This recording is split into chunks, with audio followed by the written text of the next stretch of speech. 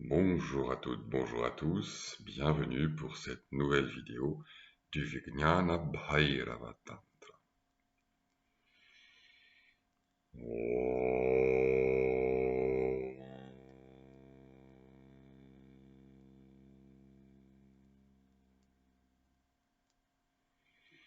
Yasyonmeshanimeshabhyam jagatah pralayodayau tam shakti chakra vibhava prabhavam shankaram stumaha.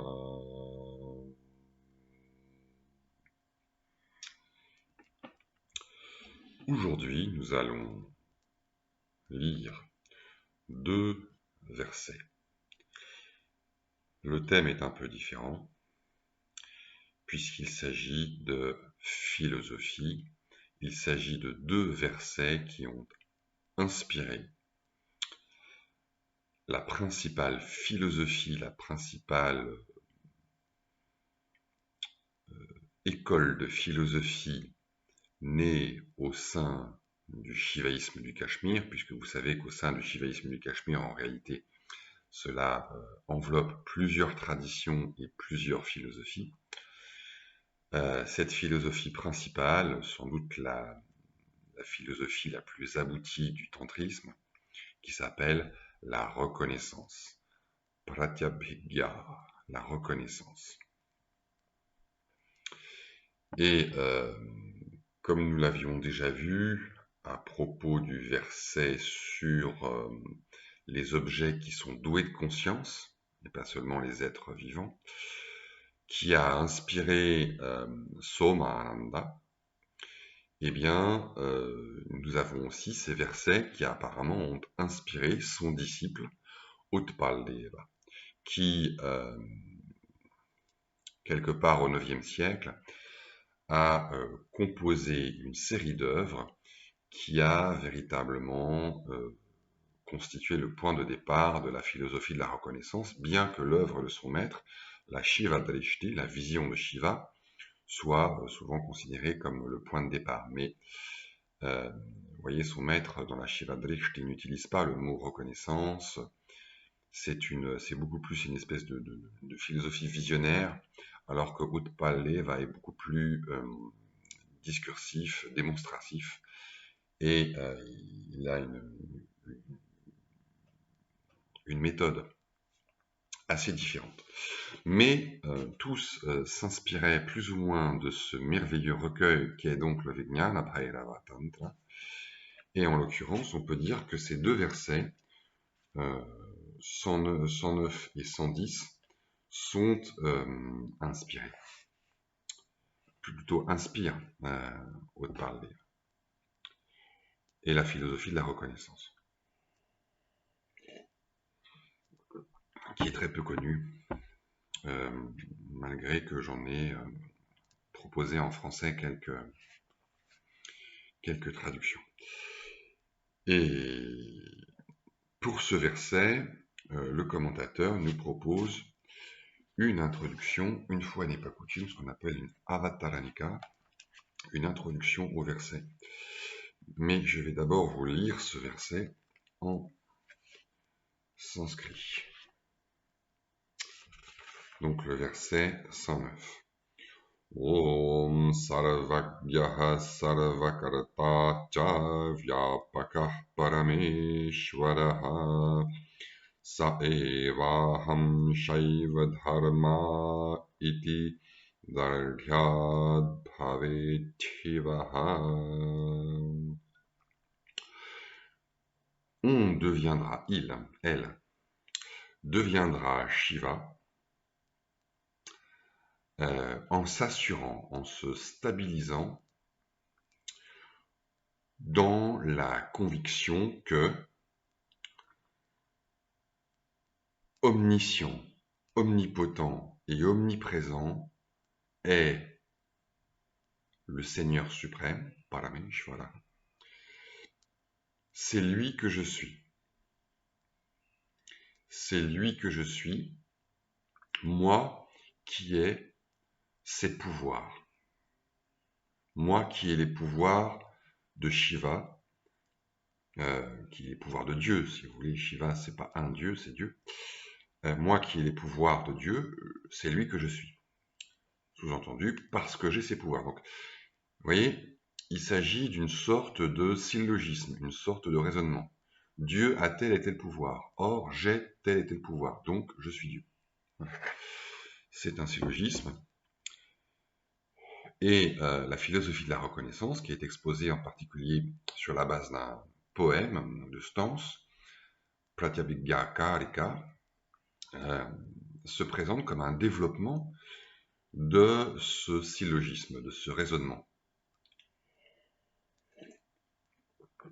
Les syllogismes indiens sont légèrement différents de ceux d'Aristote.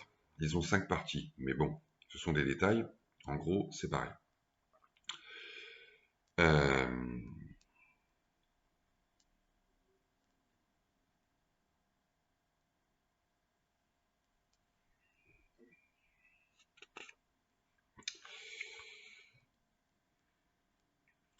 Et donc maintenant, je vais vous lire l'introduction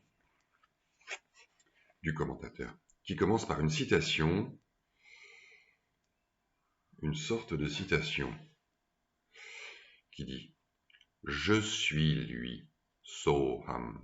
Si vous êtes pratiquant des formes de yoga populaires, vous avez sûrement entendu parler de cette phrase présentée comme un mantra, et on en verra la signification véritable à la fin du Vijnana Bhairava Tantra, car ce mantra, Soham, est véritablement au cœur de la tradition Kaula, dans laquelle s'inscrit ce texte. Je suis lui. Cette manifestation, tout ceci, est la mienne. En reconnaissant ainsi que nous sommes le soi de toutes choses, nous sommes le grand Seigneur, Maheshwara. Même quand les pensées continuent de s'écouler. Même quand les pensées continuent de s'écouler. Ça, c'est un verset d'Utpaleva. Des versets sur la reconnaissance, poème sur la reconnaissance, pour la reconnaissance. Je suis lui, cette manifestation est la mienne. En reconnaissant ainsi que nous sommes le soi de toutes choses, nous sommes le grand Seigneur, même quand les pensées continuent de s'écouler, c'est-à-dire je suis le grand Seigneur, même quand les pensées, les vikalpas, continuent de s'écouler. Vikalpanam prasarepi, même quand les vikalpas, dont nous parlions la dernière fois, que l'on peut traduire par concept, choix ou dilemme, en se rappelant tout ce que j'avais dit la dernière fois, en fait ce sont les vikalpas sont pas les concepts, donc ce sont les actes d'attention, ce sont les choix attentionnels que nous faisons constamment, que ce soit au niveau mental ou au niveau sensoriel, au niveau perceptif. Donc ça touche aussi bien ça concerne aussi bien les concepts que les percepts. Les percepts sont des vikalpas. Même quand les vikalpas sont présents. Donc c'est une certitude. Il ne s'agit plus ici comme dans certaines écoles, d'éliminer définitivement les pensées, parce que de toute façon, en cette vie, tant qu'on a un corps et donc un mental, c'est impossible. Il s'agit de parvenir à une certitude, une conviction profonde, une conviction inébranlable. Cette conviction, c'est une reconnaissance. Qu'est-ce que c'est qu'une reconnaissance? Une reconnaissance, c'est faire le rapprochement entre quelque chose qui est présent directement et une idée générale qui n'est pas présente directement, ou du moins dont on croit qu'elle n'est pas présente directement. Par exemple, j'ai entendu parler de machin bidule qui a telle et telle qualité, qui est un grand personnage, et soudain je me retrouve mis en sa présence, mais je ne le reconnais pas. Et donc il y a quelqu'un qui intervient et qui me dit, voilà, tu te rappelles le grand personnage dont je t'avais parlé, qui a telle et telle qualité, eh bien c'est lui. Voilà. C'est ça la reconnaissance. Donc c'est le rapprochement entre une idée générale qu'on a et une perception directe. d'une entité immédiatement présente. Immédiatement présente. Et donc, la reconnaissance s'appelle une reconnaissance car il ne s'agit pas de connaître quelque chose de nouveau véritablement, mais il s'agit d'identifier ce qui est déjà connu, mais qui n'est pas pleinement connu parce qu'on ne l'a pas encore rattaché à l'idée générale qu'on avait. On n'a pas remis. On dit remettre quelqu'un sur un visage, remettre un nom sur un visage. On connaît le nom, on voit le visage, mais on ne fait pas le lien entre les deux. Et faire ce lien entre une perception directe et un concept, pour le coup, c'est la reconnaissance. Donc la reconnaissance, c'est une expérience, mais c'est aussi intellectuel. C'est un mélange, c'est à la fois expérientiel et à la fois intellectuel, pour utiliser le vocabulaire New Age. C'est à la fois direct et indirect, c'est faire le lien entre les... c'est unir ces deux-là. Donc c'est une forme de connaissance complexe qui relève à la fois de l'expérience directe et de la mémoire, parce qu'il faut être doué de mémoire. Si on ne se rappelle pas ce qu'on vous a dit, on ne peut pas faire le rapprochement. Et en quoi est-ce que ça concerne la spiritualité ou l'expérience de l'éveil, puisque c'est le but de cette collection d'instructions? Eh bien, parce que tous les êtres humains ont une idée, généralement une croyance, on peut appeler ça une opinion commune, prasiddhi en sanskrit. Une opinion selon laquelle il existe quelque chose comme Dieu, ou un être suprême, ou un créateur. Et ça, on le sait soit par l'éducation religieuse, donc une révélation surnaturelle, soit par un raisonnement naturel, un raisonnement rationnel, qui part par exemple de l'observation de l'univers et qui induit à partir de là qu'il existe forcément un créateur de cette création qui seul, hypothèse qui seul est capable d'expliquer l'ordre que l'on constate dans l'univers. C'est l'argument cosmothéologique qui existe sous une forme à peu près semblable en Europe et en Inde. C'est l'argument cosmothéologique. Je contemple le cosmos et de là, j'infère l'existence de Dieu.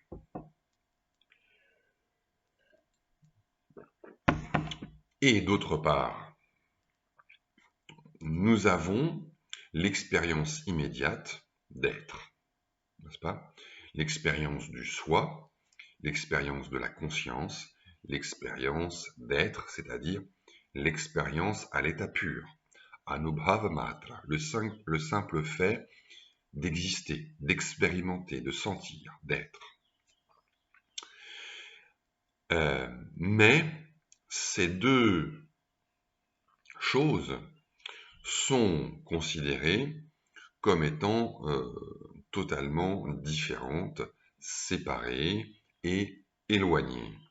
C'est-à-dire que Dieu est transcendant, tandis que moi, je suis immanent, je suis immédiatement présent, mais je suis banal. Être conscient ou être ou exister, quoi de plus banal? Ça ne signifie rien, ça n'apporte aucun bien, ça ne veut rien dire, ça n'implique rien d'important. Alors que être Dieu, ça c'est être l'être suprême, c'est être doué de pouvoirs qui sont énumérés dans notre verset. L'omniscience, l'omnipotence, être celui ou celle qui fait tout, et l'omniprésence. Ce sont les trois attributs principaux, avec un quatrième qui est la permanence. Omniscient, omnipotent, omniprésent, permanent ou éternel. Ce sont les attributs auxquels on reconnaît Dieu. Et donc, on a d'une part une entité qui est extraordinaire, mais qui est complètement éloignée de moi, et de l'autre, ce qui est le plus proche de moi, ce que je suis, mais qui est tout à fait ordinaire. Vous voyez? Donc, dans la reconnaissance, il ne s'agit pas de connaître la conscience, parce que la conscience, elle est évidente, c'est l'évidence même. La conscience, c'est l'expérience même, c'est la connaissance même. C'est cela par quoi, cela grâce à quoi, cela en quoi, tout est connu. Tout est connu par la conscience. Et la conscience se connaît elle-même par elle-même. C'est comme une lampe. On a besoin d'une lampe pour éclairer les choses, mais on n'a pas besoin d'une autre lampe pour éclairer la lampe qui éclaire les choses. En éclairant les choses, par là même, de ce simple fait, elle s'éclaire elle-même. Donc la conscience est évidente. Mais ce qui n'est pas évident en revanche, enfin si, c'est évident, euh, mais qui est caché par de fausses opinions, c'est le fait que la conscience est divine parce que, comme Dieu, elle est douée des pouvoirs d'omniscience, d'omnipotence, d'omniprésence et de permanence. Donc, le propos de la philosophie de la reconnaissance, ça n'est pas de faire connaître la conscience, ça n'est pas de faire l'expérience de la conscience telle qu'elle est, parce qu'elle est toujours déjà telle qu'elle est, mais il s'agit par cette réflexion philosophique, par cette méditation, d'écarter des opinions fausses selon lesquelles la conscience est confinée dans le corps, selon lesquelles la conscience n'est qu'un ensemble de pensées et rien de plus, selon lesquelles la conscience est quelque chose de banal, qui commence à la naissance, qui finit à la mort, qui est confiné au corps, qui n'a aucun autre pouvoir de plus que les pouvoirs du corps, et qui ne connaît rien de plus que ce que connaît ce corps. Ça, ce sont des opinions fausses, et donc le but de la méditation ici est d'écarter ces opinions pour laisser l'expérience à l'état nu, c'est-à-dire la conscience à l'état brut, telle qu'elle a toujours été.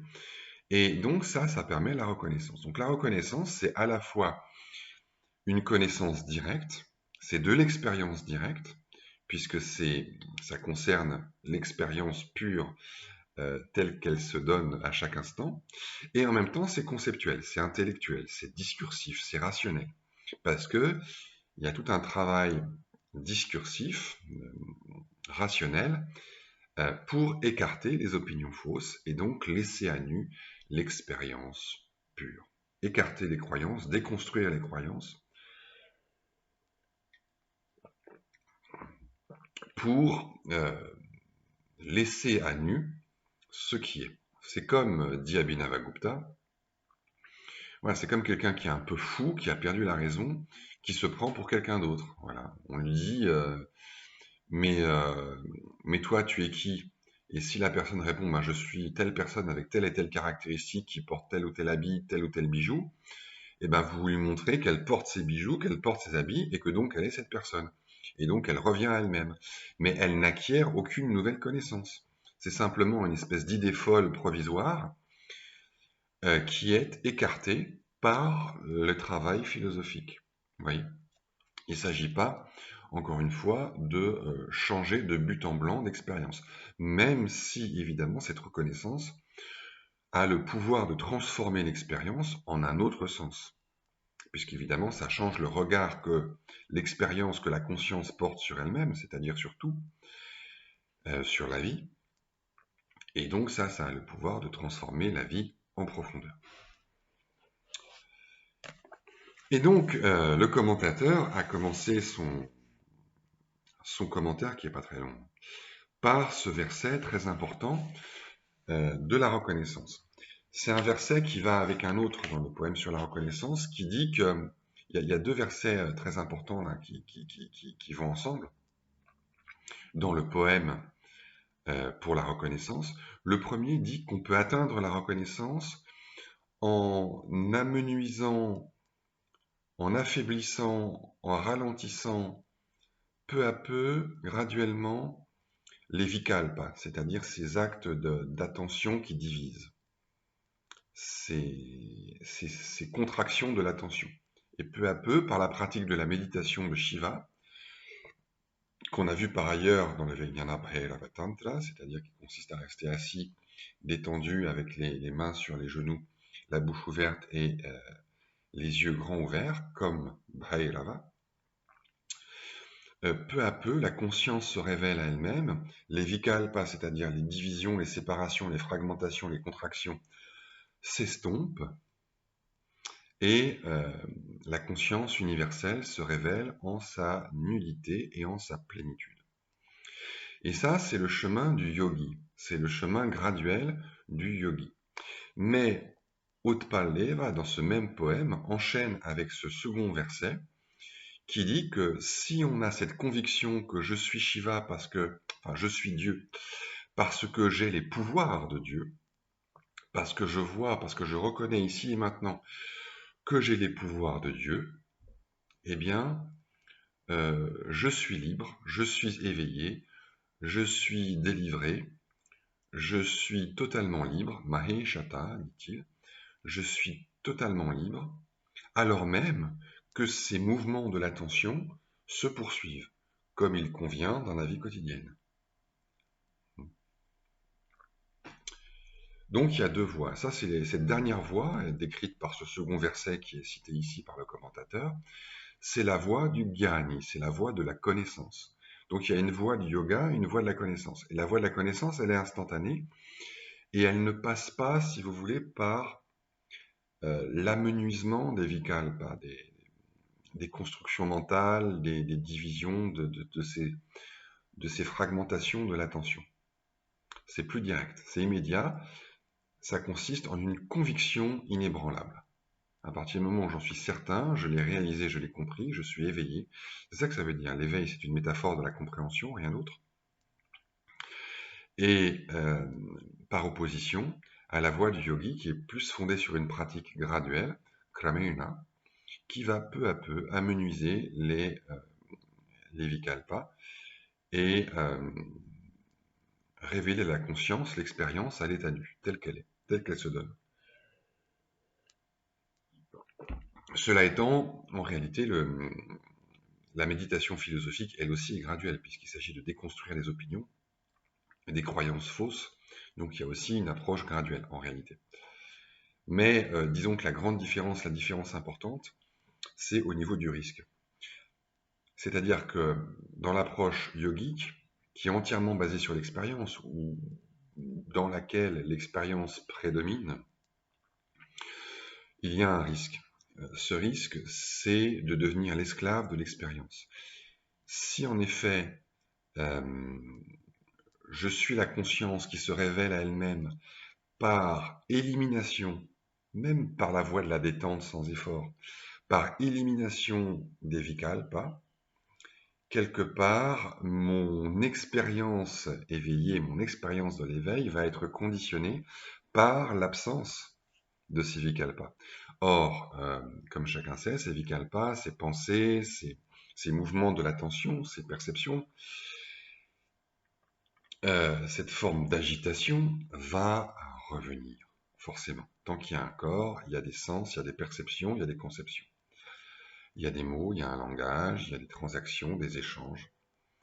Donc les vikalpas vont revenir. Et du coup, dans cette approche, je cours le risque d'avoir l'impression que mon expérience de l'éveil va et vient. Voilà, que j'ai perdu l'expérience. Alors que dans la voie de la compréhension, qui est la voie de la connaissance, décrite par ce second verset et par les deux versets du Vijnana Bhairava, je ne cours pas ce risque. Car je ne dépends pas de l'expérience. Je ne dépends pas de la présence ou de l'absence des vikalpas. Puisque c'est une conviction, une certitude. Comme disait Ramana, c'est comme quand on est amoureux, c'est comme quand on sait qui sont nos parents, voilà, on n'a pas besoin d'y penser tout le temps. C'est une conviction, une certitude, une assurance que l'on porte en soi, euh, elle est toujours présente, même si on pense à autre chose, même si on est occupé à autre chose, euh, même si on est distrait apparemment. En réalité, cette certitude reste toujours en nous. Ça, c'est l'avantage de la compréhension.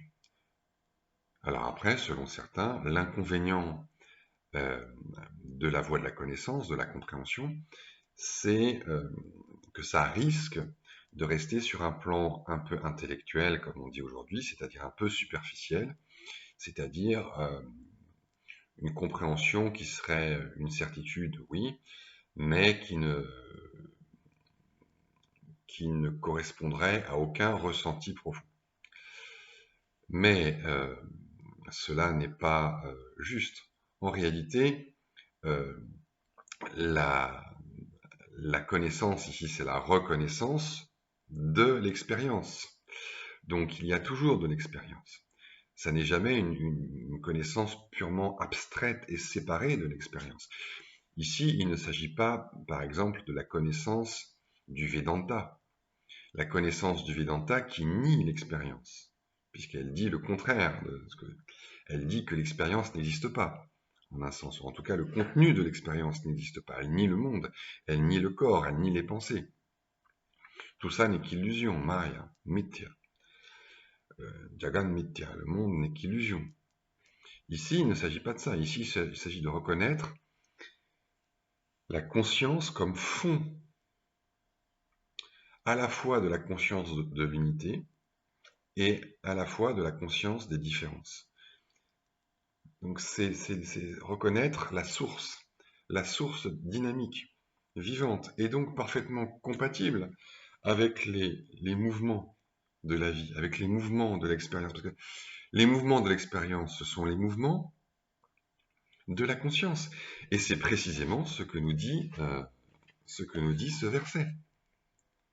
Pardon, ce que nous dit le verset suivant du Vijnana Bhairava Tantra, le verset 110, qui dit « Les vagues surgissent de l'eau, les flammes viennent du feu, la lumière vient du soleil. De même, ces vagues de l'univers se sont différenciées à partir de moi seul, Bhairava, l'être divin. »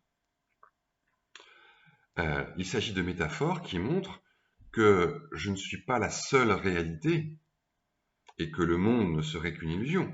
Non, il s'agit de reconnaître que je suis la source du monde, ou que je ne fais qu'un avec la source du monde, que la source de mon corps, c'est la source du monde, que la source de ma vie, c'est la source de l'existence du monde. Parce que les images qui nous sont données ici, ce sont des images de mouvement. Ce sont des images où le mouvement est compatible avec la source immobile. Car si les vagues surgissent de l'eau de la mer, eh bien, les vagues ne sont pas pour autant des illusions. Vous voyez, l'océan est en mouvement, et simplement, il est au-delà du mouvement des vagues. Mais il est en mouvement, il n'est pas séparé des vagues. Il n'est pas séparé des vagues. En même temps, il ne se réduit pas au mouvement des vagues. Mais il n'en est pas séparé.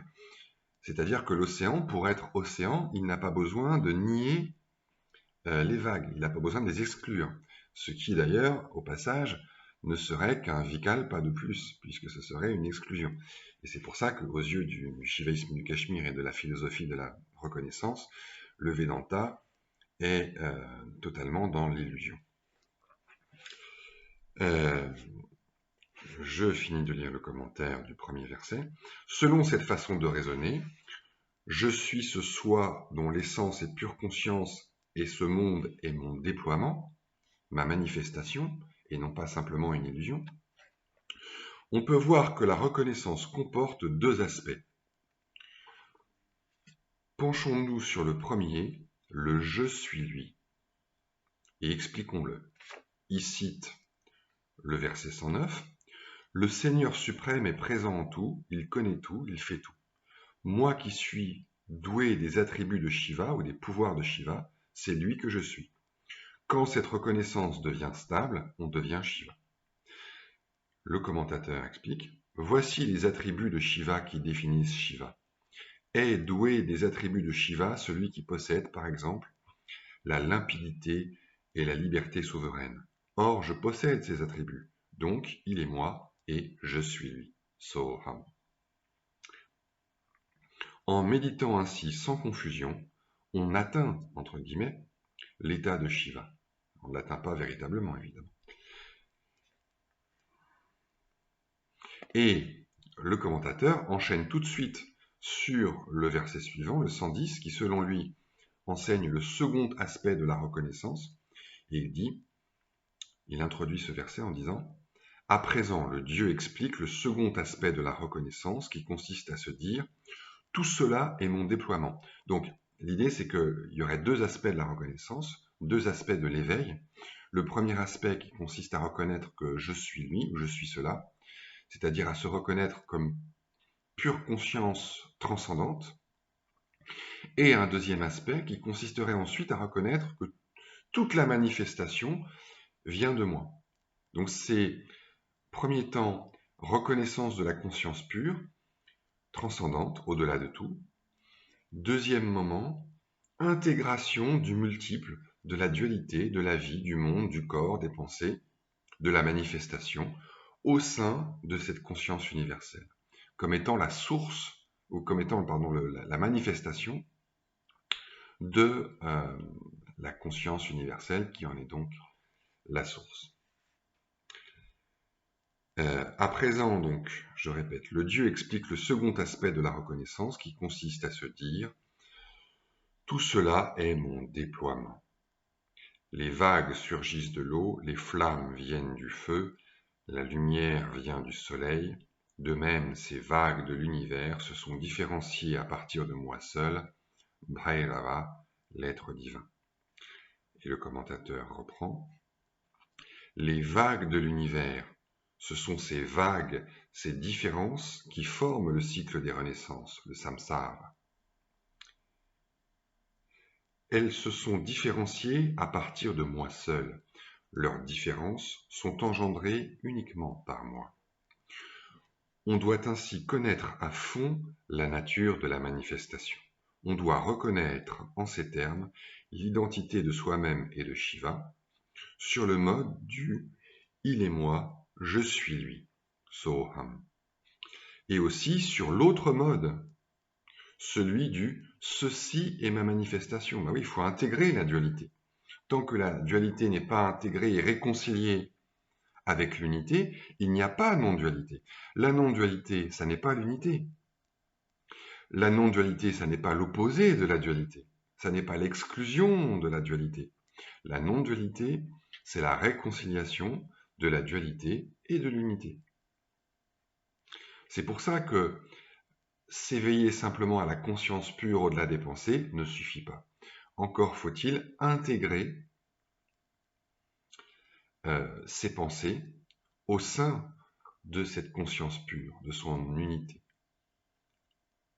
Et alors seulement, on peut parler de pleine conscience. Sinon, tant que la conscience ne se reconnaît que dans la mesure où elle exclut les pensées, ben, elle n'est pas pleine. On est encore dans l'exclusion, donc on est encore dans le vikalpa, on est encore dans le dilemme. C'est le dilemme que formule ainsi Utpal-Deva, il dit, voilà, soit je suis quelqu'un, j'agis, mais je deviens esclave des conditionnements, soit je suis libre des conditionnements à condition de n'être personne, à condition d'être seulement une conscience impersonnelle qui transcende tout. À condition qu'elle ne soit personne, qu'elle n'agisse pas. Donc ça, c'est le dilemme de l'ignorance. C'est le dilemme de la connaissance incomplète. La première alternative, c'est le choix ordinaire, et le deuxième choix, c'est le choix du Vedanta. C'est le choix du Vedanta. Mais ce choix du Vedanta, c'est aussi un choix, c'est aussi un dilemme. Ça n'est pas la non-dualité. La non-dualité, c'est la réconciliation, c'est l'intégration de la dualité au sein de l'unité, c'est-à-dire au sein de la conscience, c'est-à-dire au sein de cette lumière transparente que je suis vraiment, au sein de cet espace.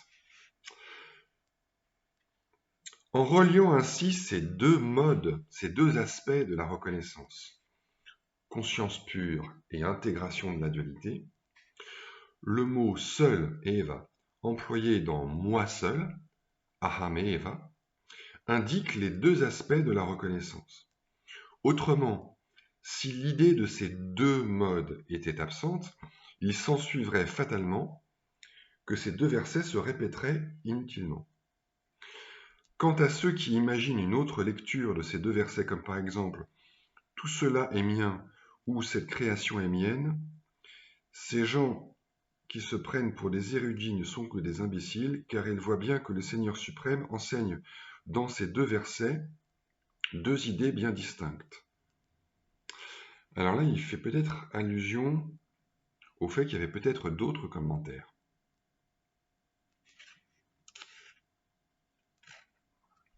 En tout cas, vous voyez, il ne donne pas dans la communication non violente, l'absence de jugement, etc. Tout ça, c'est des trucs qui n'existent pas dans les enseignements. Comment voulez-vous ne pas juger? On peut essayer de ne pas mal juger, de ne pas juger dans la précipitation, voilà. Mais ne pas juger, ça ne veut rien dire, c'est un non-sens.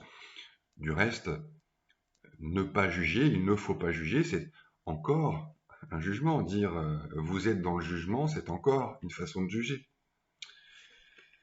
Enfin bref. De fait, poursuit le commentateur, mon soi n'est pas un autre soi que celui du profane. Bien au contraire, son soi de lumière consciente est moi, et je suis lui. À travers différents corps, nous sommes un seul être, une seule conscience. Il n'y a aucun autre soi. Voilà comment l'auteur de la méditation sur la reconnaissance du Seigneur, Otpal-Deva, explique cet aspect de « je suis lui ». De même, le second aspect de la reconnaissance, celui du « tout cela est mon déploiement », est expliqué comme signifiant donc que même la création faite de construction mentale, de vikalpa, est mon déploiement, car elle en a le caractère principal, celui de la liberté souveraine. Et à ce sujet, la reconnaissance et Utpal-Deva affirme que l'imagination est la preuve de ma liberté profonde, de mon pouvoir souverain et donc divin de création. Et il va même jusqu'à dire, quand il y a une pensée ou une image, peu importe, un son, une image, une pensée qui s'impose à moi sans que je puisse l'écarter ou la stopper, ça veut dire qu'elle vient directement de la conscience.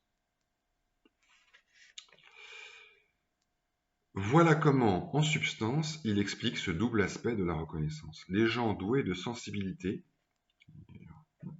le verront un jour.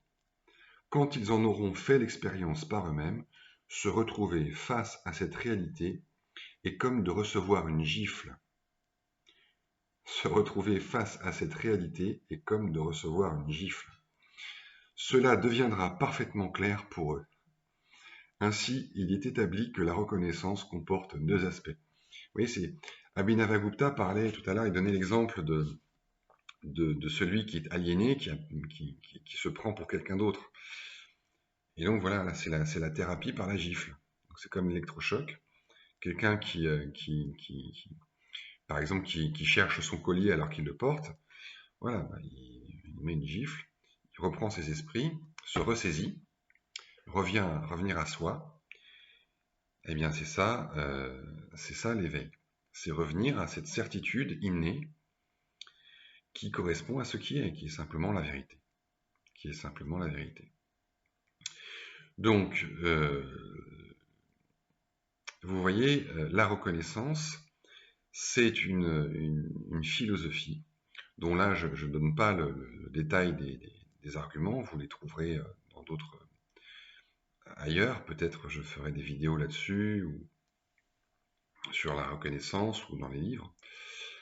Mais c'est un sujet très intéressant sur lequel il n'existe quasiment rien. C'est pourtant le cœur du Shivaïsme du Cachemire. Il ne faut pas oublier que Abhinavagupta, qui est le plus grand maître du Shivaïsme du Cachemire, a fini sa vie en écrivant des commentaires très détaillés sur ce poème pour la reconnaissance, parce qu'il considérait que c'était véritablement le cœur du tantrisme non duel, le plus important, vraiment le truc essentiel. Et c'est une voie qui ne passe pas nécessairement par la méditation, par une méditation au sens où on l'entend aujourd'hui. Et si ça passe par une méditation, c'est la méditation de Shiva. C'est la seule technique, entre guillemets, de méditation qui est mentionnée dans l'enseignement de la reconnaissance. Même si après, Kshe Maharaj, dans son cœur de la reconnaissance, mentionne d'autres techniques, mais qui, ne, comme il le dit lui-même, ne viennent pas de la philosophie de la reconnaissance. Dans la philosophie de la reconnaissance, il n'y a que la philosophie et la méditation de Shiva. C'est tout. Et encore, la méditation de Shiva est mentionnée en passant, juste dans ce verset du texte dont je vous parlais tout à l'heure. Tout le reste, c'est de la méditation philosophique. C'est un travail, on dirait aujourd'hui, intellectuel. Mais intellectuel ne signifie pas superficiel. Tout dépend de votre intelligence. Si ça vous semble superficiel, dirait Abhinavagupta, c'est simplement que c'est vous qui êtes superficiel dans votre compréhension. C'est parce que vous n'avez pas les capacités intellectuelles. C'est tout.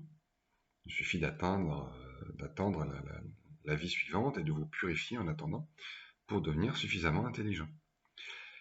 Mais c'est vrai que c'est un peu déstabilisant parce que la philosophie de la reconnaissance, contrairement au Vedanta, ne propose pas une ascèse de vie pour se préparer à cette compréhension intellectuelle. Et dans le Vedanta, il y a tout un mode de vie, le renoncement, une façon de se nourrir, une façon de vivre entière, qui prépare, qui accompagne ce travail intellectuel, cette méditation, et qui est censé la renforcer en purifiant l'intellect. Ici, il n'y a pas tout ça. Il n'y a pas tout ça. L'idée implicite, il est nulle part question de purification préalable. La préparation à la philosophie, c'est la philosophie. La préparation à la réflexion, c'est la réflexion. C'est un peu comme Ramana, il n'y a pas de préparation. Il y a juste plonger directement au cœur de la pratique. C'est en forgeant qu'on devient forgeron. Et c'est tout. Et l'idée sous-jacente, c'est que tout ça dépend de la grâce, c'est-à-dire de la liberté de la conscience. C'est la conscience qui s'emprisonne elle-même, c'est la conscience qui se libère elle-même, tout ça c'est le jeu de la conscience, tout ça ne dépend de rien d'autre que de la conscience elle-même. Il n'y a rien en dehors de la conscience, rien. Il n'y a rien en dehors de cette liberté absolue qui crée, qui joue d'elle-même par elle-même. Si moi, David, je ne comprends pas, c'est parce que je suis la conscience universelle qui joue à être celui qui ne comprend pas. Si vous vous dites ah oui mais c'est intellectuel, blablabla, c'est parce que vous êtes la conscience universelle qui joue à être cette personne, qui joue à se prendre pour cette personne et qui joue à faire semblant de ne pas comprendre et de dire que c'est superficiel et moi j'en veux plus, je veux de l'ayahuasca, je veux fumer un joint, je veux autre chose. Vous voyez? Tout ça, c'est englobé dans ce jeu de la conscience. Tout est englobé dans le jeu de la conscience. Toutes les attitudes, toutes les compréhensions, toutes les incompréhensions, toutes les mécompréhensions, toutes les compréhensions partielles, superficielles, profondes, tout ça, c'est l'expérience universelle. C'est le jeu de la liberté, qui est le jeu de la conscience. Voilà, donc il n'y a pas non plus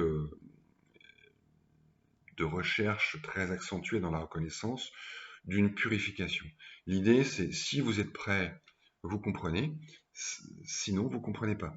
C'est ce que le commentateur dit, soit vous êtes doué de sensibilité, soit vous n'êtes pas doué de sensibilité, soit vous êtes sahridaya. Sahridaya, c'est un terme qui vient du monde de l'art, du monde de l'esthétique. Soit vous êtes doué de sensibilité, c'est comme quand vous entendez du Bach ou du Mozart, il y a des gens, ça leur fait rien.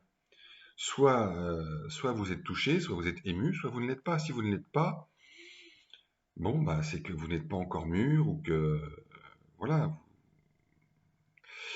Le shivaïsme du Cachemire, c'est quand même une approche aristocratique et élitiste au sens où le but n'est pas de sauver le monde entier. Certes, la philosophie de la reconnaissance s'adresse à tous, sans distinction de caste, contrairement au Vedanta, et sans distinction initiatique, contrairement au tantrisme ou au shivaïsme ésotérique, mais il ne s'agit pas non plus de faire du prosélytisme et de convertir tout le monde.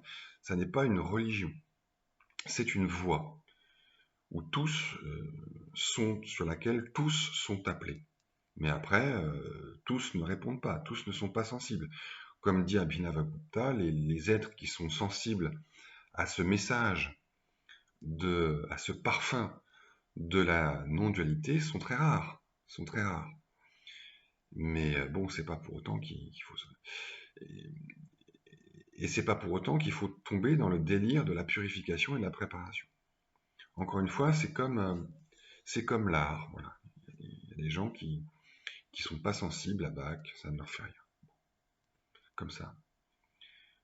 Mais on n'a pas non plus besoin, on va pas non plus commencer à travailler pour se préparer à écouter Bach. Si on travaille apparemment extérieurement, c'est parce qu'on aime déjà Bach, c'est parce qu'on est déjà ému. Et le travail qu'on va faire pour écouter Bach, en fait, ça découle déjà de l'émotion initiale d'avoir entendu Bach. Donc tout vient de cette sensibilité, Sahridaya, de la sensibilité, voilà, du tempérament. Il y a des gens qui sont moins sensibles que d'autres, des gens qui sont sensibles à certaines choses et pas à d'autres, et tout ça découle de la liberté souveraine de la conscience. Voilà, j'espère que c'est clair pour vous. Il ne me reste plus qu'à vous souhaiter une très bonne, une très belle journée et à vous donner rendez-vous pour une prochaine vidéo.